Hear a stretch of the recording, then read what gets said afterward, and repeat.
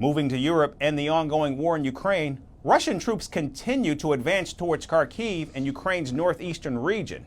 Based on reports, Moscow has seized more than 100 square miles of Ukrainian territory in just the last 5 days. To date, this is Russia's largest on-ground expansion in a single operation since December of 2022. Now, Kyiv has accused Moscow of killing civilians near Kharkiv and even using some captured civilians as human shields. Meanwhile, Ukrainian armed forces evacuated almost 10,000 civilians from the area as Russian forces began indiscriminate artillery shelling. And in a move to boost morale on the ground, Ukrainian President Volodymyr Zelensky canceled all foreign trips and rushed to the front lines of Kharkiv. The Ukrainian leader held emergency meetings with his generals and senior commanders who've been tasked with defending the area.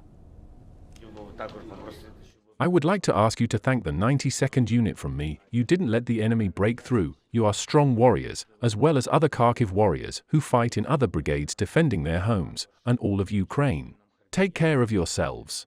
I wish you only fortitude, victory, health to your relatives and friends. Glory to Ukraine. Now, after being briefed about the on-ground fighting, President Zelensky called the situation in Kharkiv extremely difficult. In fact, he's ordered the mobilization of more troops along with the relocation of soldiers from the east towards the north. And President Zelensky was seen interacting with wounded soldiers and presented them with medals for their bravery. Now, upon returning to Kyiv, Zelensky immediately dialed his Western allies requesting more aid and weapons. Upon my return to Kyiv, I spoke with Polish Prime Minister Tusk.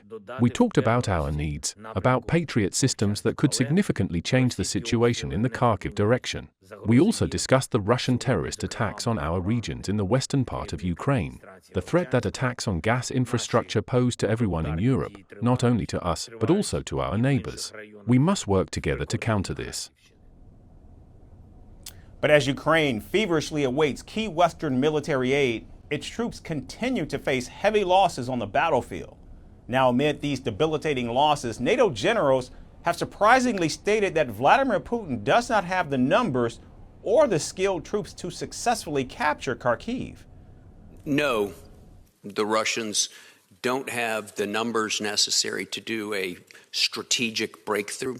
We don't believe, more to the point, they don't have the skill and the capability to do it, to operate at the scale necessary to exploit any breakthrough to strategic advantage. They do have the ability to make local advances, and they have done some of that. They've also made some local losses. So, I'm in very close contact with our Ukrainian colleagues, and I'm confident that they will hold the line.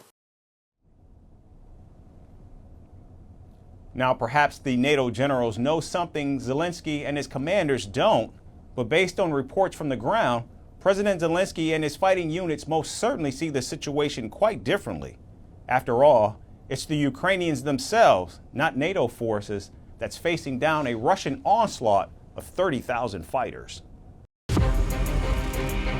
From impeachments to inaugurations, if it's a political story, we are on the scene.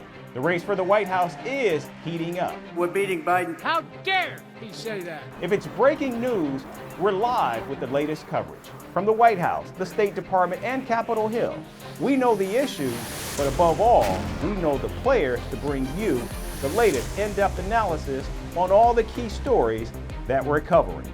I'm Eric Ham. Join me from Washington here on Firstpost America.